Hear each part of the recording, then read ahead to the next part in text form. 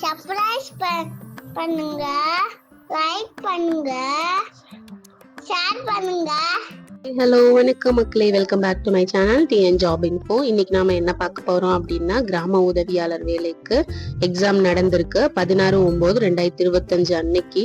என்னென்ன மாவட்டம் பார்த்தீங்க அப்படின்னா, திருநெல்வேலி மாவட்டம் பாளையங்கோட்டை இடத்துல இந்த மாதிரி எக்ஸாம் நடந்திருக்கு. என்னென்ன கொஷின்ஸ் கேட்டாங்க, என்னென்ன மாதிரி ஸ்பிளிட் பண்ணி கேட்டிருக்காங்க, எவ்வளோ மார்க்ஸ் கேட்டிருக்காங்கன்னு ஃபுல் டீட்டெயில்ஸ் பார்க்கலாம். இந்த 30 கொஷினும் நம்மளுக்கு ரிலேட்டடா தான் இருக்கும், ஆனா ஈஸியா இருக்கும். ஆனா அதை நீங்க பேசிக்கா நீங்க படிச்சு வச்சுக்கணும். நம்ம மாவட்டத்தை பத்தி, நம்ம மாவட்டத்துல என்னென்ன நடந்திருக்கு, கரண்ட் அஃபேர்ஸ் அந்த மாதிரி லைட்டா நீங்க படிச்சு வச்சுக்கிட்டா மட்டும்தான் நம்மளால இந்த எக்ஸாமுக்கு எழுத முடியும். இப்பதான் நம்ம சேனலை ஃபர்ஸ்ட் டைம் பாக்குறீங்க அப்படின்னா மறக்காம சப்ஸ்கிரைப் பண்ணிடுங்க. அப்படியே பக்கத்துல இருக்க பெல் பட்டனை கிளிக் பண்ணீங்க அப்படின்னா தான் நான் போடுற வீடியோஸ்லாம் டெய்லி வந்து உங்களை சேரும். Thank you for supporting me. மறக்காம சப்ஸ்கிரைப் பண்ணிடுங்க. வாங்க நம்ம வீடியோக்குள்ள போலாம். இதுதான் அந்த கொஷின்ஸ். எந்த மாவட்டத்துல, திருநெல்வேலி மாவட்டம் அண்ட் பாளையங்கோட்டையில இப்படிதான் கொஷின்ஸ் கேட்டிருக்காங்க. ஃபர்ஸ்ட் என்ன பாத்தீங்க அப்படின்னா, திருநெல்வேலி மாவட்டத்தை பற்றி எழுதுகன்னு கேட்டிருக்காங்க. நான் ஆல்ரெடி சொன்னேன் இல்லையா, அந்தந்த மாவட்டம் நீங்க என்ன மாவட்டமோ அதை பத்தி சிறப்புகள் வந்து நிறைய தெரிஞ்சு வச்சுக்கோங்க. ஏன்னா அது 10 மார்க்கு கேட்கிறாங்க. அண்ட் டீடைல்ஸ் நீங்க ஃபுல்லா டிஸ்கிரைப் பண்ணி நீங்க எழுதணும்.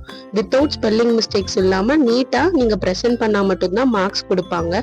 கசாமுசான்னு எழுதி மார்க் கொடுக்க மாட்டாங்க. அடிச்சு எழுதுனீங்க அப்படின்னா 10 மார்க்ல 5 மார்க் கூட கொடுக்க மாட்டாங்க. அண்ட் கரெக்டா எழுதிக்கோங்க, எழுதி பழகிக்கோங்க.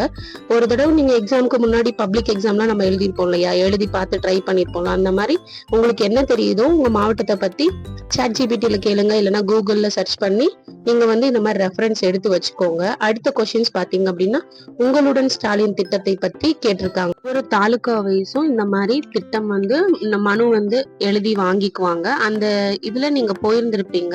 யாராவது ஒருத்தர் உங்க ஃபேமிலியில ஒருத்தவங்க இந்த மாதிரி மகளிர் உரிமை தொகைக்கே நீங்க எழுதி இருந்தீங்கனாலும் உள்ள போனீங்க அப்படின்னா முதல்ல என்னென்ன பண்ணுவாங்க, என்ன பேம்ப்ளெட் இருக்கு, அதுல என்னென்ன டீடைல்ஸ் கொடுத்துருக்காங்க, நம்மளுக்கு என்னென்ன மாதிரி மாத்தலாம், எது மாத்த முடியும், எது மாத்த முடியாது, அந்த மாதிரி என்னென்ன டீடைல்ஸ் கேட்டிருக்காங்க. முக்கியமா இதோட வந்து அட்வான்டேஜஸ் மட்டும்தான் எழுதணும், டிஸ்அட்வான்டேஜஸ் வந்து எழுதக்கூடாது.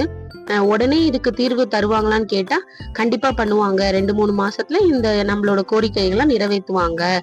சட்டம் வந்து அந்த மாதிரி இருக்கு, நம்மளுக்கு வந்து அப்படி அமைச்சு கொடுத்துருக்காங்க, கவர்மெண்ட் நல்ல கவர்மெண்ட் அப்படி சொல்லி நம்ம எழுதணும். கொஞ்சம் புகழ்ந்து எழுதணும்.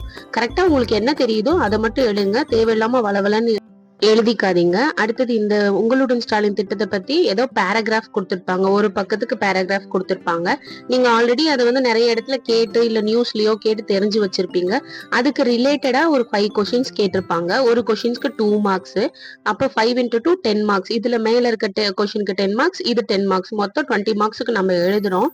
2 மார்க்ஸ் கொஸ்டின்னால கொஞ்சம் பிரீஃபா ஒரு ½ பேஜுக்கு எழுதுங்க.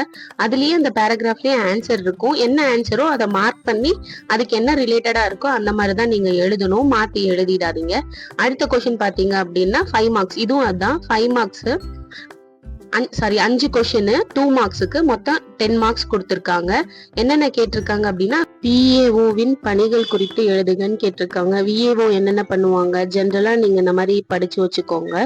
அடுத்தது வந்து கிராம செவிலியர் பணி குறித்து எழுதுகன்னு சொல்லியிருக்காங்க. செவிலியர் என்ன பண்ணுவாங்க, பால்வாடி போவாங்க, மாசம் மாசம் சொட்டு மருந்து இன்ஜெக்ஷன் அந்த மாதிரி எல்லாம் போடுவாங்க. ஏரியால யாருக்காவது உடம்பு சரியில்லை, திடீர்னு ஏதோ ஃபீவர் வந்து நிறைய பேத்துக்கு பரவுது அப்படின்னா அது மேல் இடத்துக்கு சொல்லி அதுக்கான சொல்யூஷன் சொல்லுவாங்க. அந்த மாதிரி எழுதணும். அங்கன்வாடி ஊழியர்கள் பணிகள் பற்றி குறித்து எழுதுகன்னு சொல்லியிருக்காங்க. அங்கன்வாடியில என்ன பண்ணுவாங்க, குழந்தைங்களுக்கு பாத்துக்குவாங்க. சாப்பாடு நல்ல சுகாதாரமா நீட்டா சாப்பாடு இருக்கும், நல்லா பாத்துக்குவாங்க, கல்வி சொல்லி தருவாங்க அப்படின்னு சொல்லணும். அடுத்தது ஊராட்சி உதவியாளர் பணி குறித்து எழுதுகன்னு சொல்றாங்க. ஊராட்சியில என்னென்ன பண்ணுவாங்க, நம்ம ஊருக்காக என்ன நல்லது இருக்கு, என்னென்ன ப்ராப்ளம் இருக்கு அப்படிங்கறத எடுத்து கொண்டு போய் மேல் இடத்துக்கு சொல்லுவாங்க. நம்ம மக்கள் கிட்ட என்ன ஏது குறைகள் இருக்கா அப்படின்னு ஏதாவது கேட்பாங்க. அந்த மாதிரி ஏதாவது நல்லது அட்வான்டேஜஸ் மட்டும்தான் எழுதணும், டிஸ்அட்வான்டேஜஸ் எழுதாதீங்க. அடுத்தது பாத்தீங்க அப்படின்னா 5th கொஸ்டின்ஸ் பாத்தீங்க அப்படின்னா, கிராம காவலர் பணி குறித்து எழுதுகன்னு சொல்லியிருக்காங்க. இந்த மாதிரி கிராமத்துல நிறைய பேர் இருப்பாங்க, அது அவங்களுக்கு தெரியும். சிட்டி சைட்ல வந்து அவ்வளவுக்கும் இந்த மாதிரி தெரியாது. என்ன டீடைல்ஸ்னு தெரிஞ்சுக்கோங்க. இந்த மாதிரி சின்ன சின்ன விஷயம் தான் கேட்பாங்க. இதெல்லாம் லைட்டா படிச்சு வச்சுக்கோங்க, எழுதிக்கோங்க. டிஸ்கிரிப்ஷன் நல்லா பண்ணி பெருசா எழுதிக்கோங்க. இது வந்து உங்களுக்கு யூஸ்ஃபுல்லா இருக்கும்னு நினைக்கிறேன். இந்த வீடியோ மறக்காம சப்ஸ்கிரைப் பண்ணிடுங்க அண்ட் சப்போர்ட் பண்ணுங்க. ப்ளீஸ் சப்போர்ட் பண்ணுங்க. See you on the next video guys. Bye.